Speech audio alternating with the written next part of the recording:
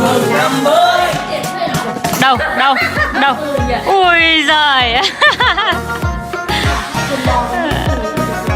Con sắp cảm xúc sửa